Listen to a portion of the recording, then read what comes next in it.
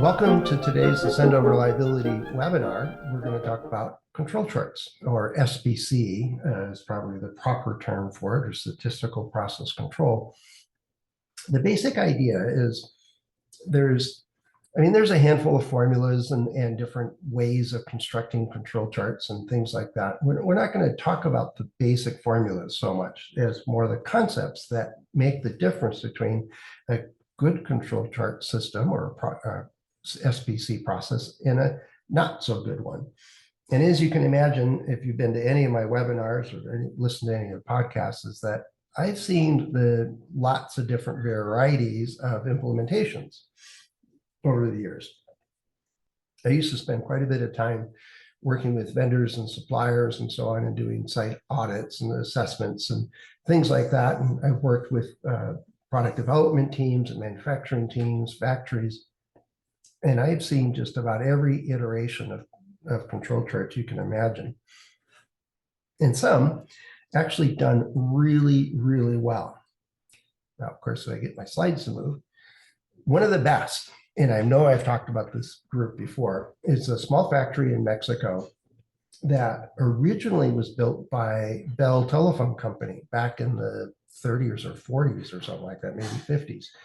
And they made telephones for decades and decades. And as phones moved from rotary to push button to digital and all those other things, they kept up with that. And at some point, that factory got sold to a contract manufacturing outfit, and they expanded their repertoire and made a variety of different circuit boards for different products.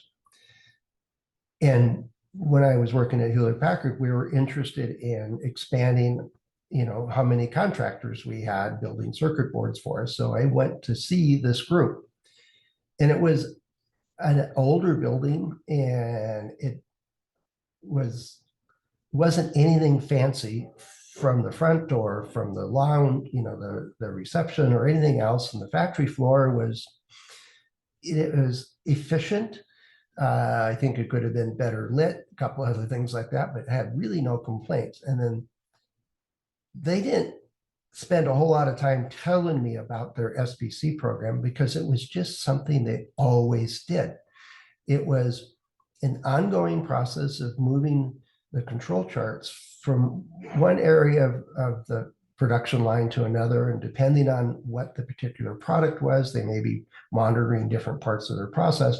It was done by hand. The measurements were done by hand. Operators, anybody in the factory, operators in particular, could shut the line down to investigate a out of control event. And their first time right was amazingly good. It was stand out better than anything I'd ever seen since, before or after. And they truly kept an eye on their system, and they used SPC control charts in a variety of different forms, depending on what they were measuring, the type of data they were gathering, to actually make improvements to the system on an ongoing, regular basis. It was just built into the fabric of that company, and it was amazing. There was no doubt about that. It added so much value to their system.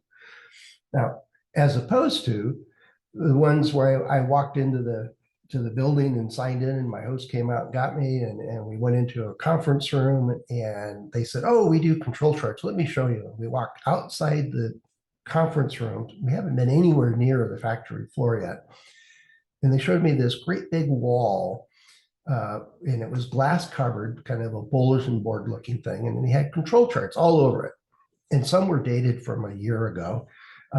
They were all freshly printed, very clean. And every single one of them, I stood there and looked at it for quite a while, and there was absolutely nothing out of control, ever. And they must have had 18 months worth of control charts, scattered around this massive board. And they said, "See, we have our system under control." And I says, "That's amazing. That's statistically impossible that you'll you will get things out of control signals by random chance, some proportion of the time. It's not common. That's why we set the limits where we do. And they go, oh, no, no, no, you don't understand. We fix anything that goes out of control, and then we erase that data point so that it always is in control in these charts, because we want to show that we really have our act together.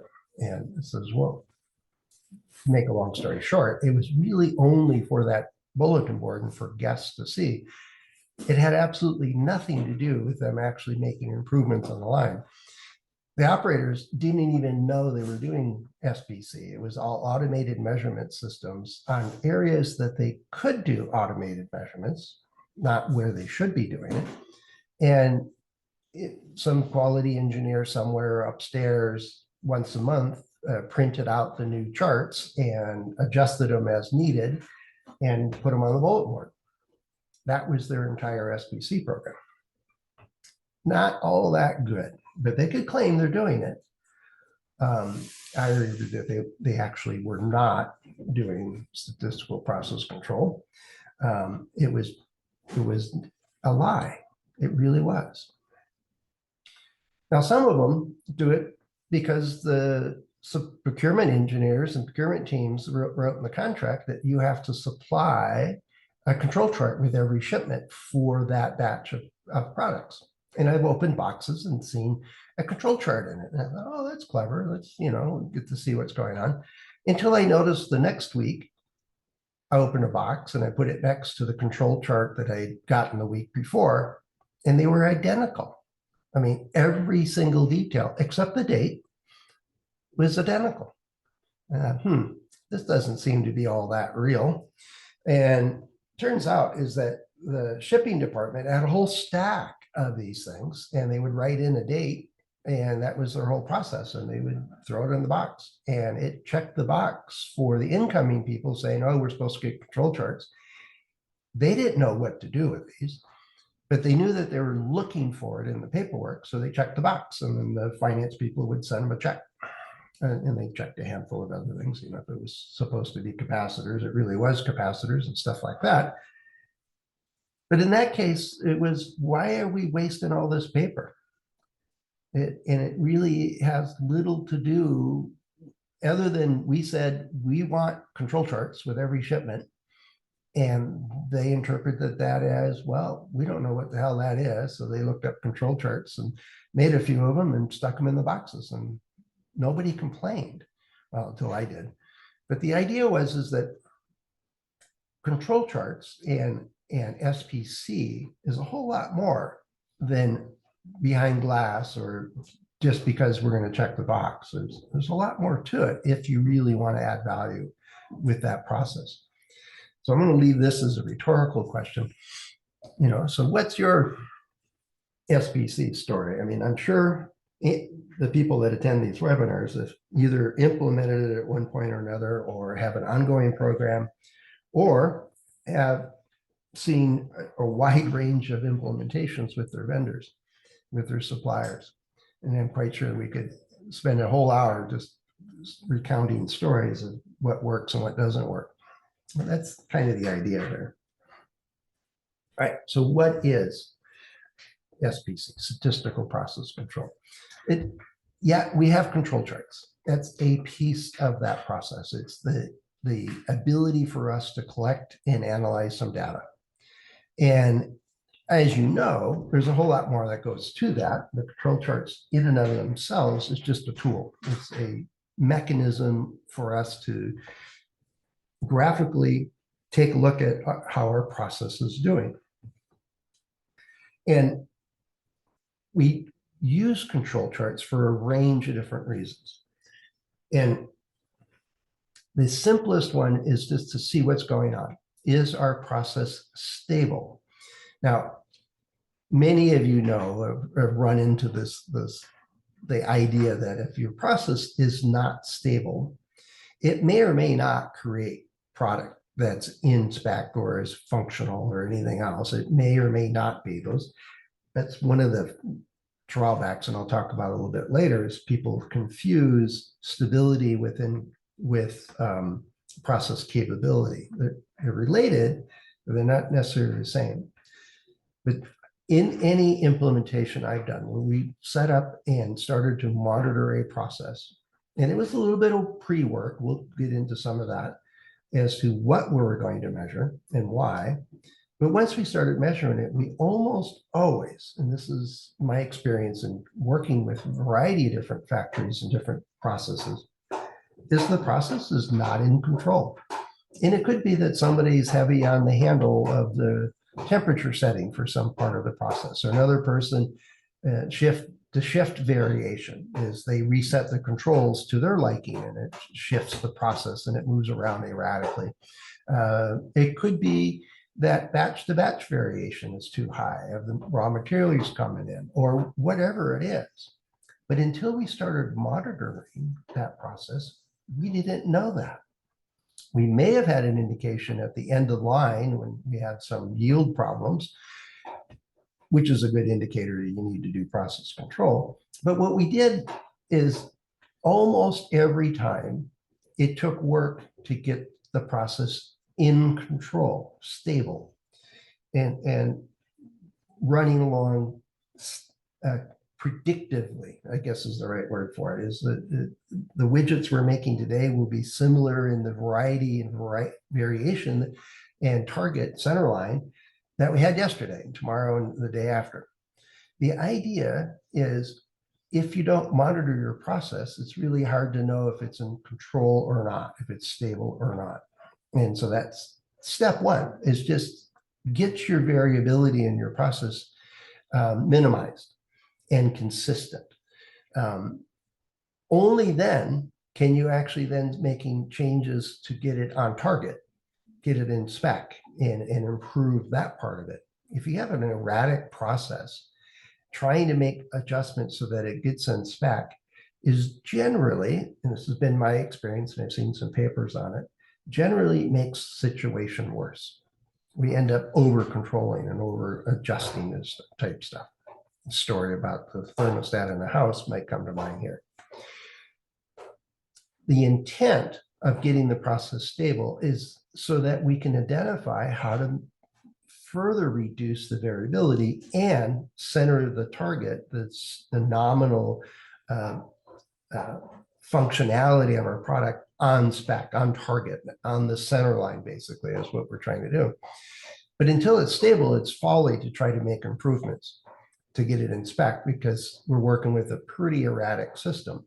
And so get it in stable first, then improve the process. Once it's proven, once you're good, once you have a nice, consistent, stable process, two things happen. One is you can go look for other areas that are causing undue variability and go monitor that part of your process. But two is you can calculate process capability, the CP and CPK type measures. I've seen way too many people give me a CPK value. And I says, well, is your process in control? And they would look at me like, well, what do you mean in control? We calculated the capability.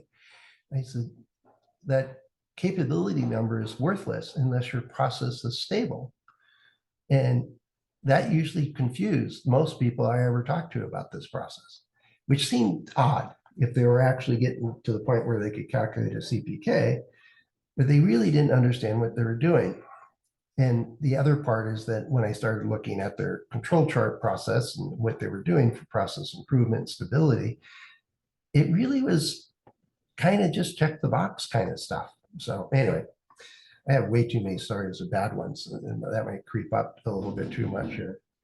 But the idea is that if we don't measure it, we can't improve it. We really don't know what's going on. We're blind until maybe it's way too late and costs us a lot of money. Monitor your process.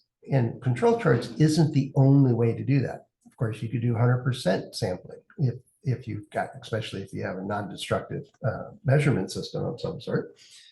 A lot of companies, once they get their process in controls, they start looking at things that are the variability of the materials coming in, and then move the control chart process, the good implementation of it, up to your suppliers and vendors that help them reduce the variability and stay on target.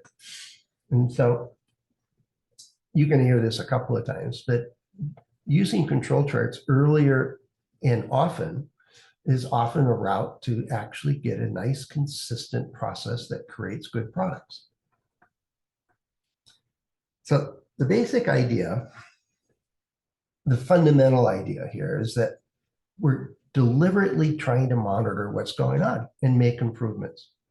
Now, the elements of this is that we're controlling it, right? It doesn't do us a whole lot of good to make a whole pile of measurements and then once a month put it on a bulletin board someplace and nobody ever uses it to make any decisions or any changes or whatever.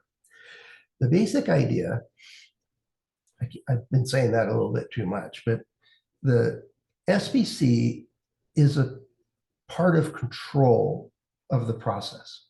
And so we're monitoring it, and as things signal that it's out of control or signal that it's made a significant change of some sort, we can do something about that, right? And that's where the control piece is one, you have to know what's going on or have a way to view the process. And then the second part is you take action on it. And I think that's missing from way too many of the processes I've seen where they're claiming to do SBC is there's actually no control. There's no response to anything that goes that signals it's an improvement or a defect is occurring or a change is occurring. Now, the process itself of SBC starts with, well, what are we going to sample? And what are we going to work on? And I know in my own experiences, I get a team of folks for that particular process together, including operators and technicians and maintenance and a couple of the engineers dealing with that product. And like, well, where's the source of variability? Things like a fishbone diagram or an FMEA, or even just simple brainstorming and taking a look at our end of line data sets or whatever measurements we do have. And what are the potential causes of that variability? That helps us then bring in the idea of what do we want to measure. And the counter example is, well, we always measure this because we have a system to measure it and it's already set up and paid for. So we do our control charts here.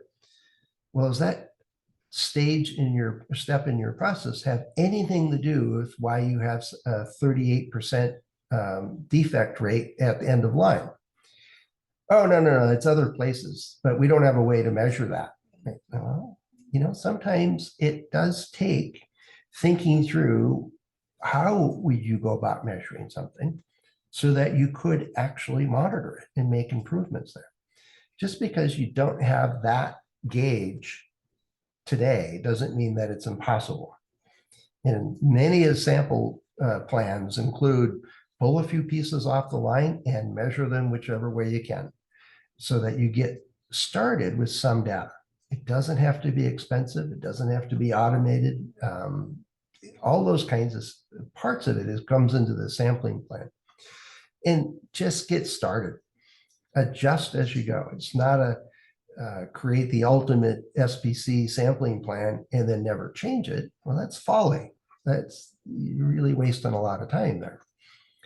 And then you take actions, right? You notice that every time this signal says we're out of control, we notice that, and this was an actual situation, is that the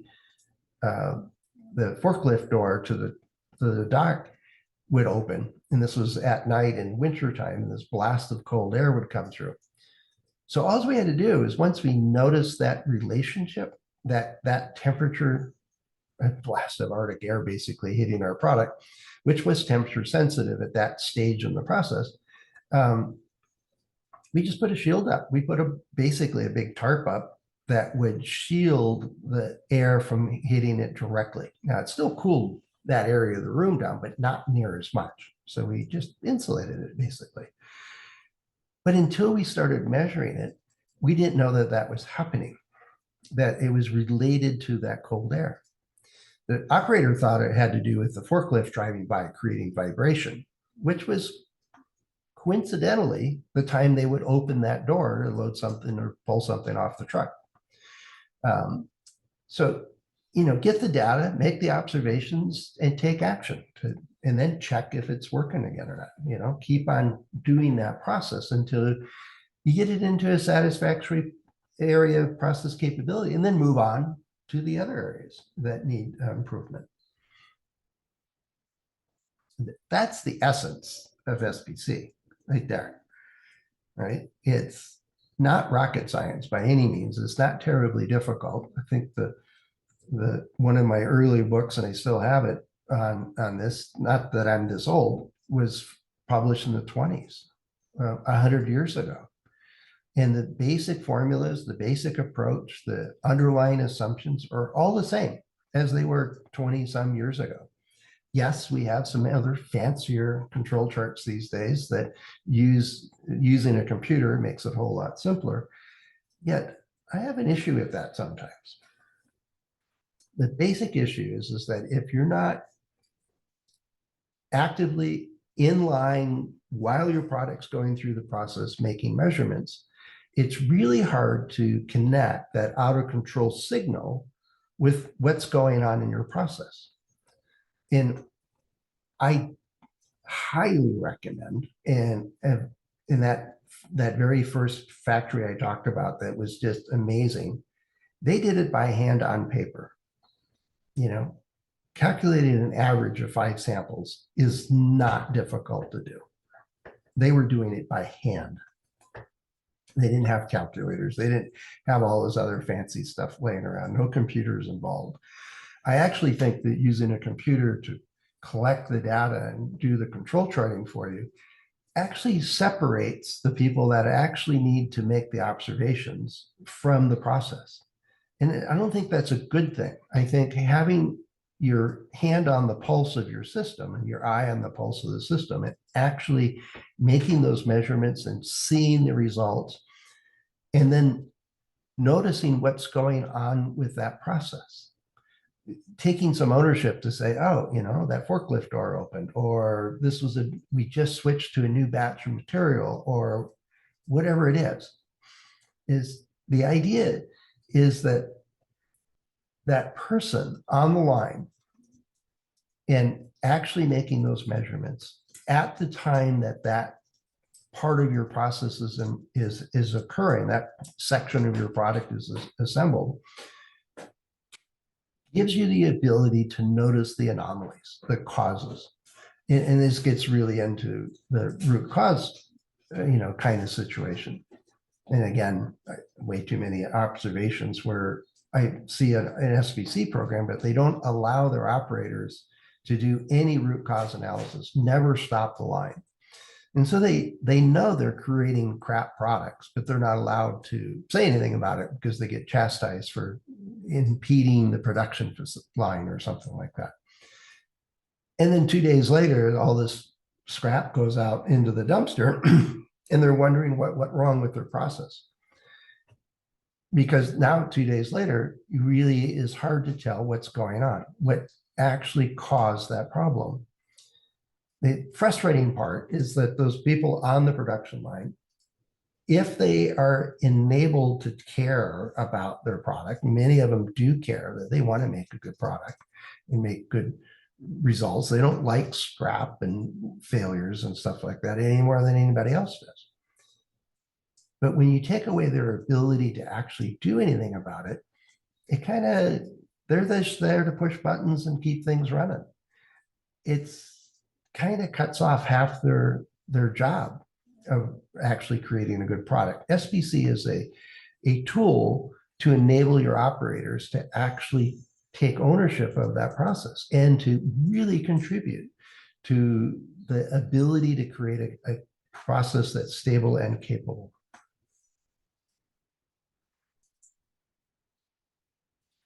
Here's a question for you. I haven't really paused to ask a question yet, but how long should you monitor a process? What would you say is the right duration? Yeah, and Carl, you're right. You mentioned in the question tab that pride in workmanship is key. And pride comes with that knowing that you're doing a good job and you're taking steps to continue to create good products. It's kind of frustrating knowing that you're sending a bunch of defects down the line. So it doesn't take SPC for that to occur. It could be a variety of other programs and processes, but the monitoring of the process that SPC provides is a great way to allow your team to actually have that ownership of it, take the pride of ownership type stuff. I agree with that. So should I monitor it for a day or two? Should I monitor it for a month or two? Should I definitely not set it up and let it run forever, as I've seen way too many times?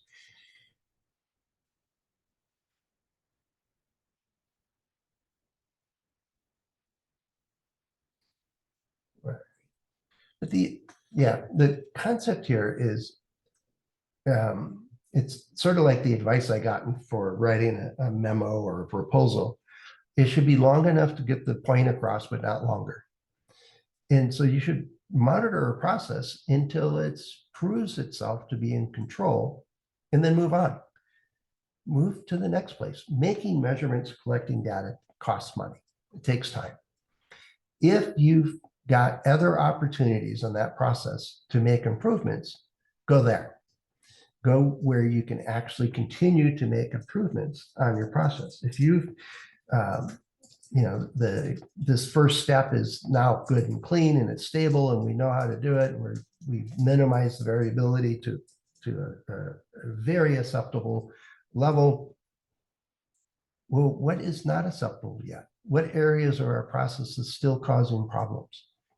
Let's go there. Now, one of the arguments is that, well, once we stop monitoring it, then it'll go out of control again. That's true. So it makes that question of how long do you monitor something difficult. But we also don't want to have people that are just nothing but full-time making measurements and monitoring processes that rarely, if ever, show an out of control signal. And when it does, it's just random and it's not any particular cause. Let's use that talent to monitor and actually make improvements in the process. And so moving from one stage to the next, the areas that are most likely to be out of control or add variability to our process, and then move to the next one and move to the next one. Think of it as a Pareto, right? Knock off the big ones first and then keep working down the line. Doesn't matter how many you knock off, it's still going to show 80% of the variability is coming from 20% of the steps in your process. It's a fascinating process. Now, it gets more and more difficult once you get a process well under control across all its stages. Yet we've got no end to sources of variability. A new supplier comes in, we're using new sets of components, we have enough different raw material, we added a new machine. All of those are great opportunities to make sure it's under control.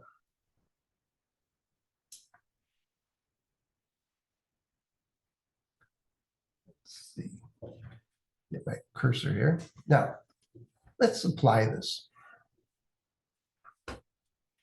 The easiest thing to think of is what to measure. And I was talking about that briefly in that last question, but most of the time with any process, we have engineering judgment and or we have data already showing us where the sources of failure and rework are. Sometimes we don't really know. It could be here or here or here. It could be part, step A, B, or C. We're not really sure.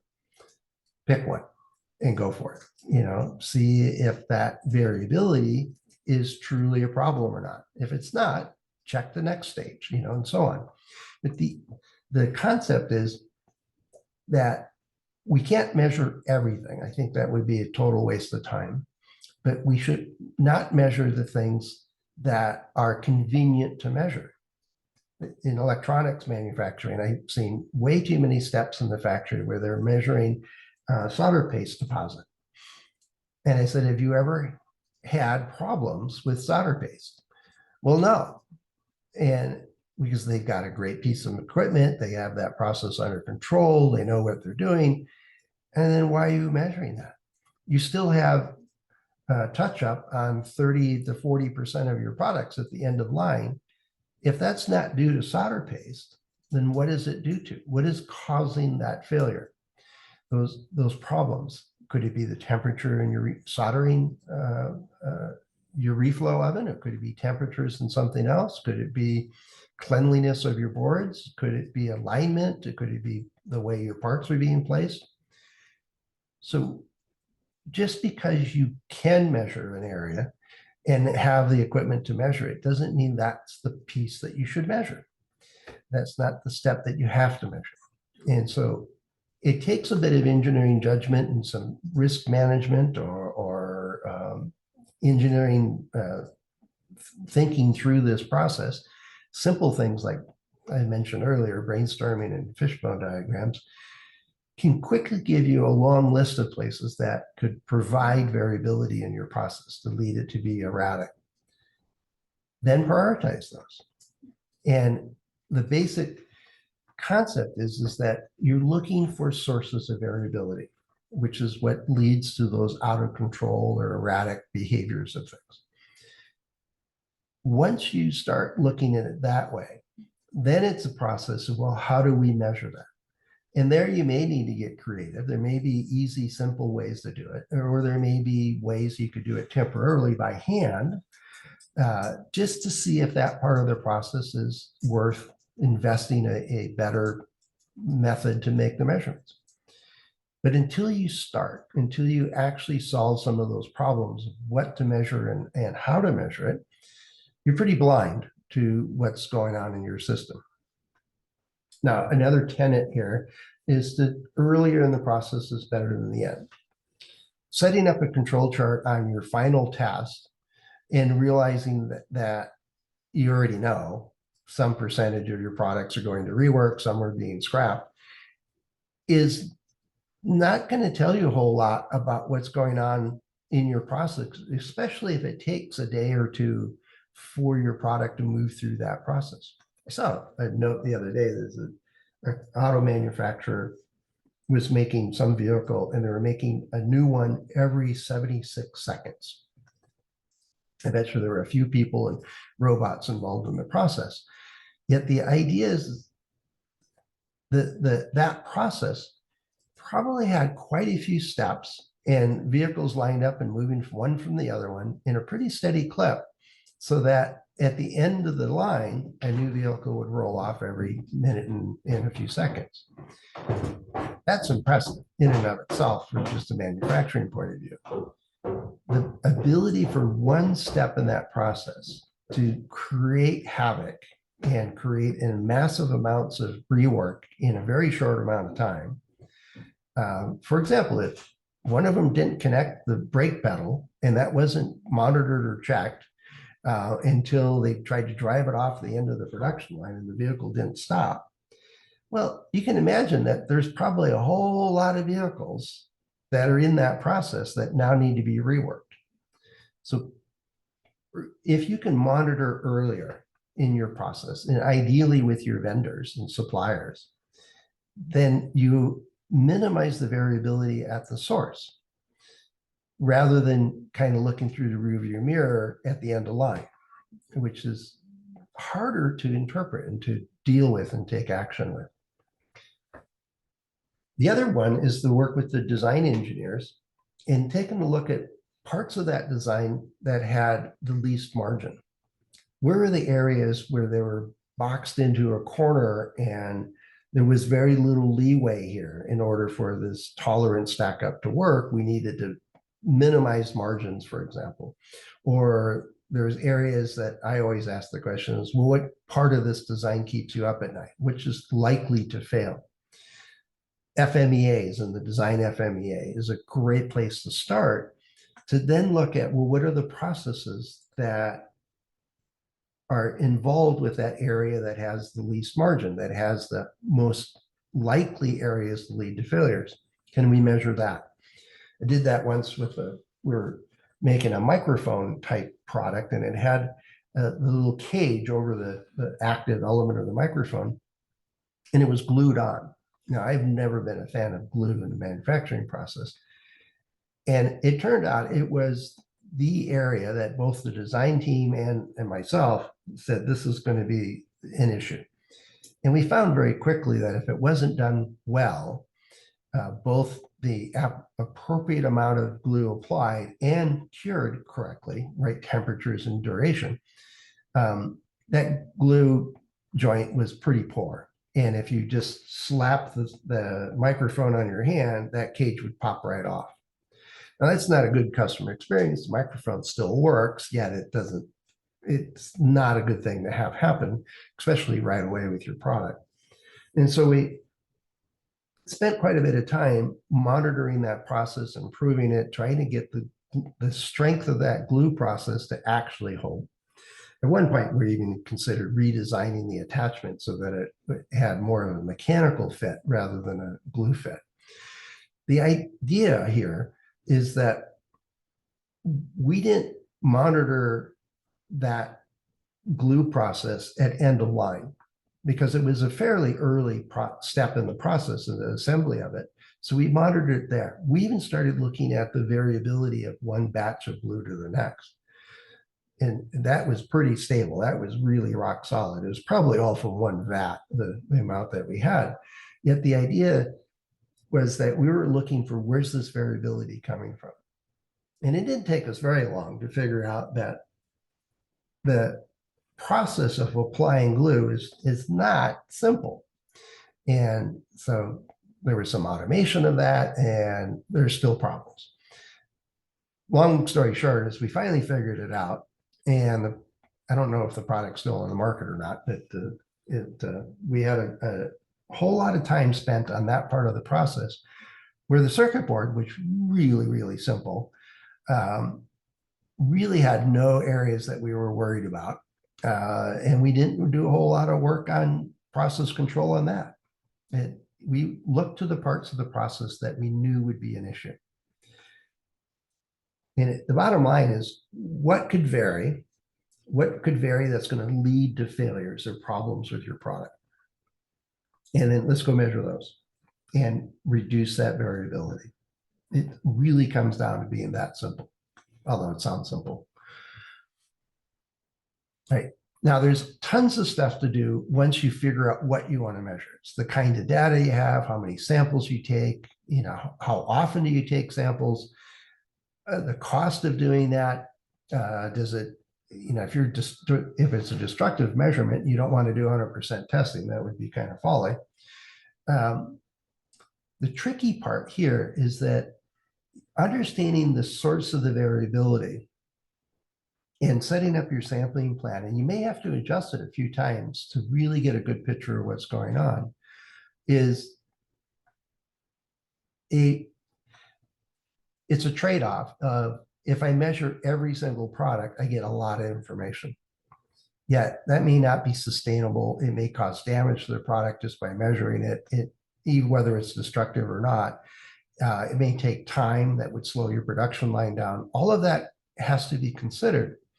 So part of it is what am I looking for? What is that source of variability? Is it batch to batch? Is it day to day? Is it shift to shift? Is it component to component? What's the nature of the source of the variability?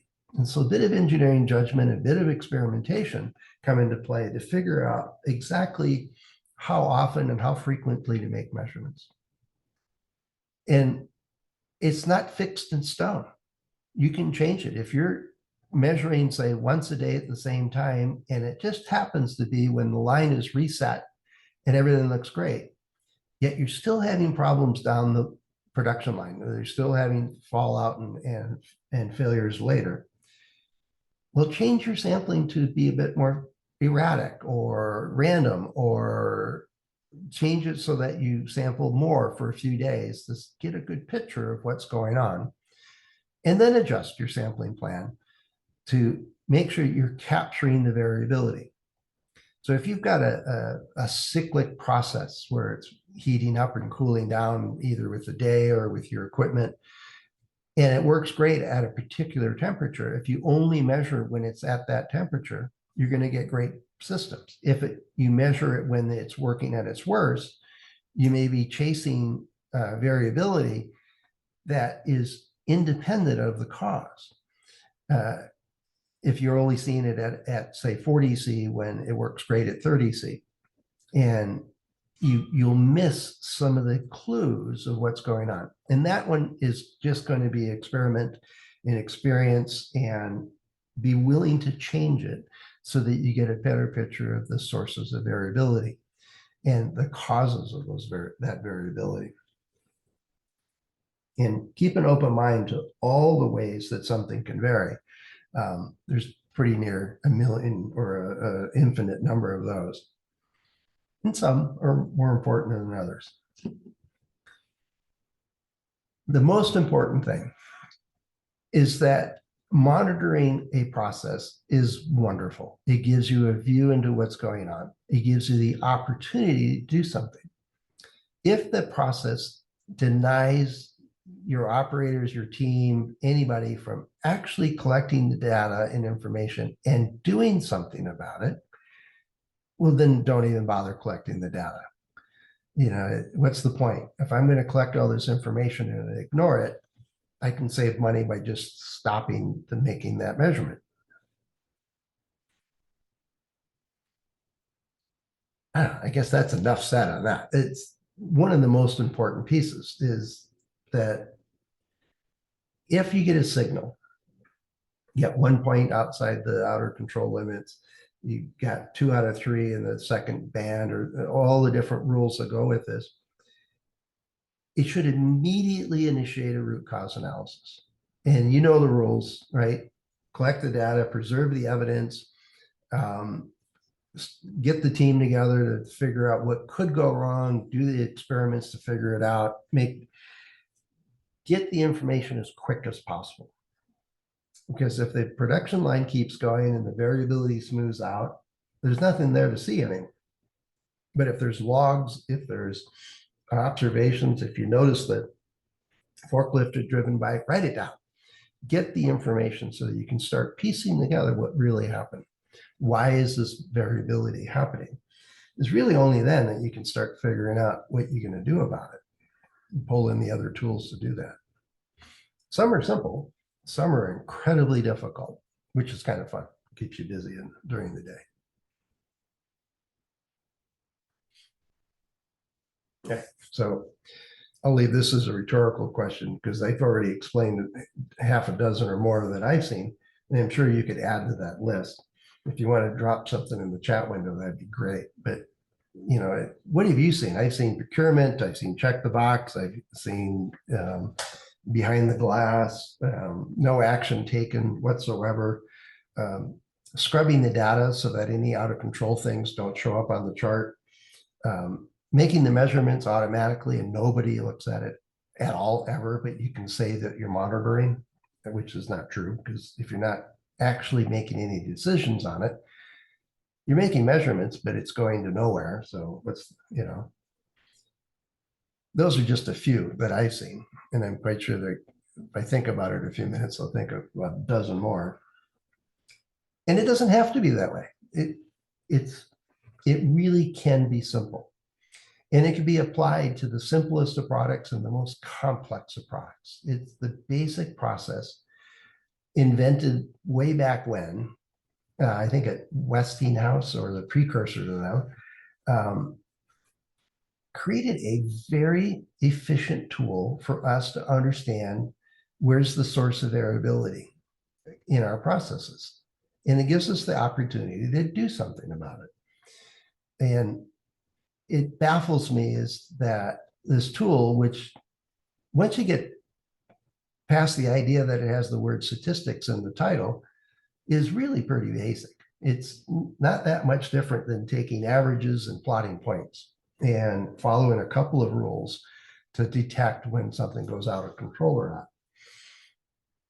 It is masterfully simple in my mind, yet so many just panic when they have to calculate a control limit. You can do it by hand. It was done by hand for decades, and the best processes I ever seen were done by hand.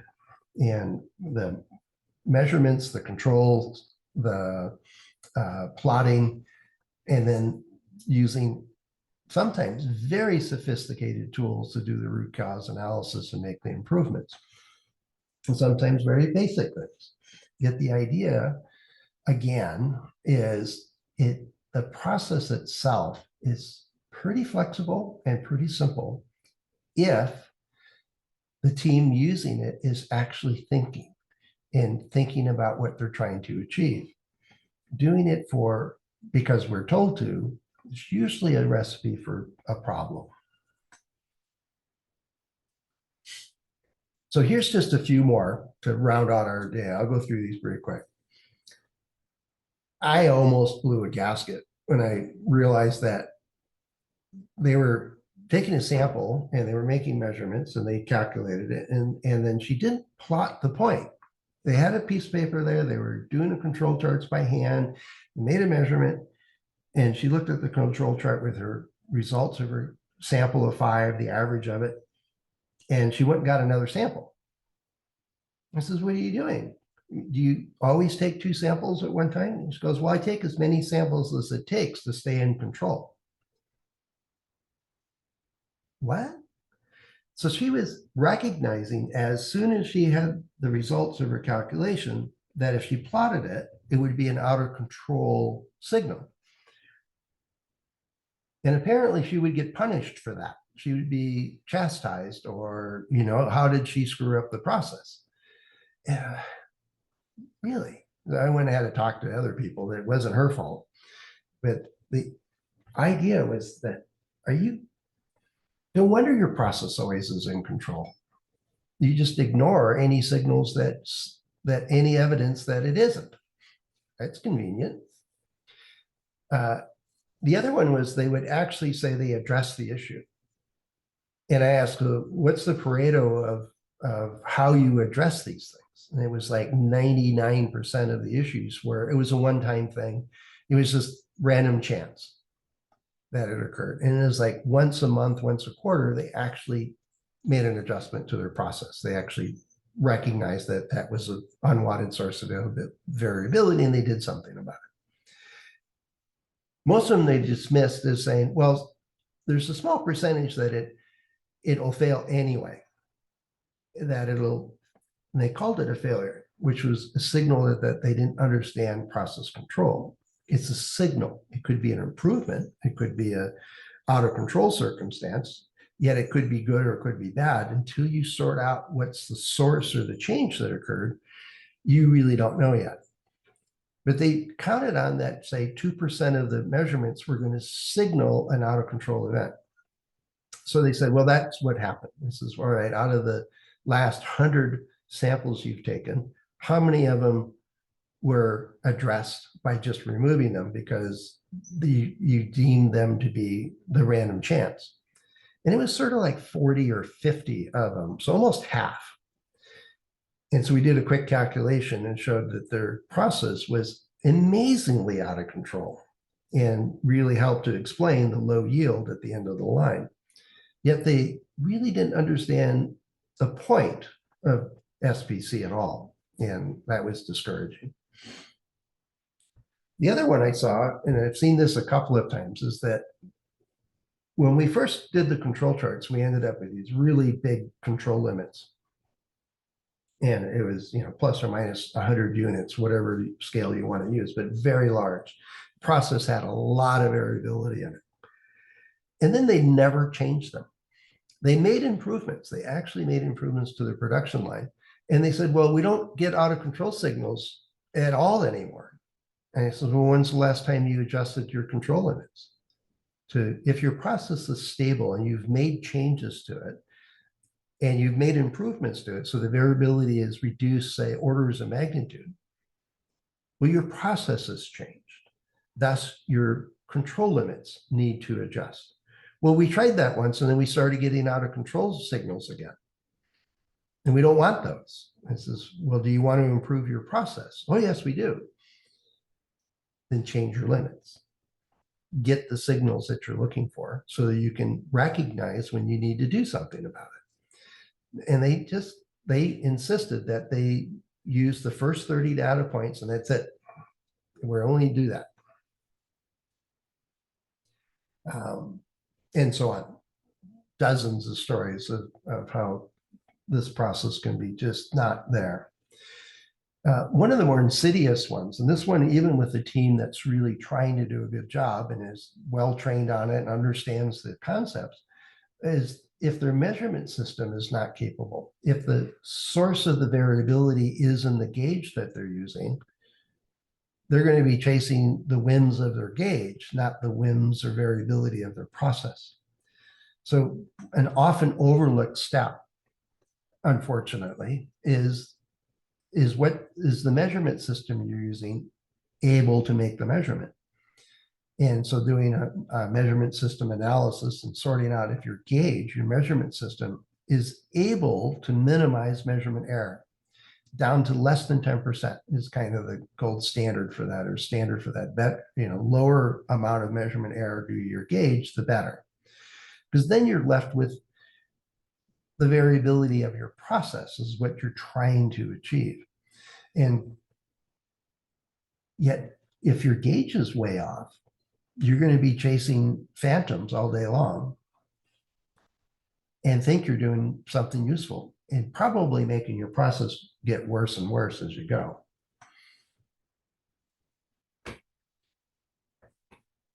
On and on. I guess I could go on for days about how bad I've seen SBC plans, and it's frustrating because it really isn't that difficult of a process. There's a handful of concepts. Know what you're measuring and why. That if you get that part of your process under control, it will add value. It will actually make a difference. As that part of your process is under control, it's stable, move on to the next one and make improvements there. Continue to monitor only as long as it's adding value, right? Don't forget the basics. Control limits have to match your process. So if you've been running for 2 months and you've gotten no signals whatsoever, recalculate your control limits. Are you still in control or not with the new process? Don't stop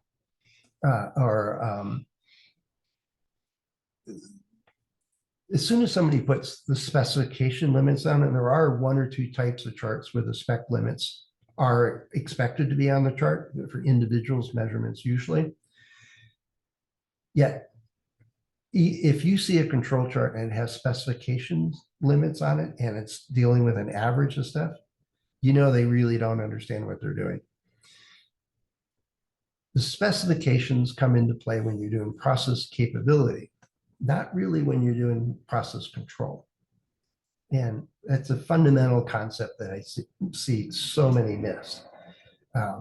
The concept is that you have to get the process stable. Then you can move it and then compare it to your specifications, not the other way around by any means. Let's see. I think I got a couple other ones here. Oh, it's the spec limits. I got ahead of myself.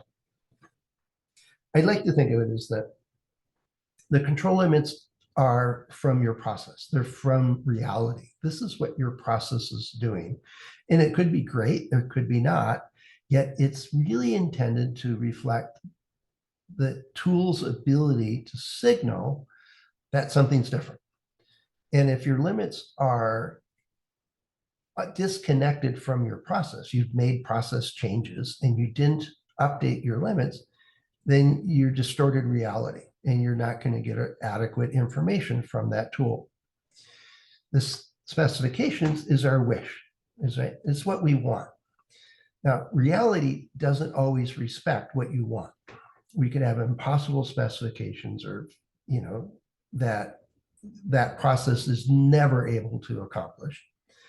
Or vice versa, we have specifications that are so open and loose that no matter what we did, we're going to get a product out the day.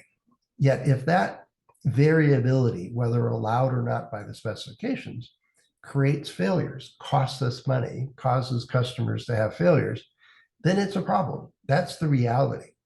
So we want our control charts to actually reflect what's going on as best as we possibly can make it.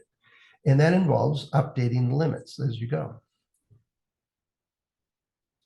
All right, let's see, I think I got a comment here from Stefan. Still amazed at the existence of pockets of confusion between specs, what we need out of the process. I say wish, and control limits, what the process can inherently achieve. Worse, I've seen people making runs and setting specs were not previously defined for them at plus minus 3 standard deviation, thereby assuming a whopping CP of 1. Ooh, what a deal. Maybe offline tell me what vendor that is so I don't buy their products, what supplier that is. But there's so many games done for it. And I understand it in some regard because it's a do or die. You either do this or you don't get to sell to that company. Our company won't buy from you unless you're doing this. Well, they don't want to invest the time and energy to actually do it because they don't have the skills or talent or training to do it. It's not their fault. Yet at the end of the day, they can't ship unless they show some signs of doing it, hence the control chart behind the glass wall. The unfortunate part is a good number of people went in there to take a look at their factory, saw the control charts and checked it off, said, oh, yeah, they do control charts. So part of it is our fault. If we're appraising somebody else's approach to this and we don't understand it ourselves, we're just propagating these really poor practices. So, well, I did start a few minutes late, but I'll try to end on time. Let's see, I think I have a question here. So what's working for you? And do any of these stories of things going wrong sound familiar? Well, then do something about it. If you recognize all of these and have taken steps to avoid them all, good on you, make it happen. But the basics of SPC is we want to understand the variability and reduce it. Control charts is a great flexible tool for making that happen. That's the fundamentals of it, I'd say. So I'll stay on the line. I'll stay in the line if anybody has any other questions or comments and stuff. And once again, apologize at the start. We ended up with my computer crashing, and it's hopefully not very frequently, but I have never figured out why it's doing it. And I'll keep working on that. But with that, thanks for attending today. Thanks for all the comments.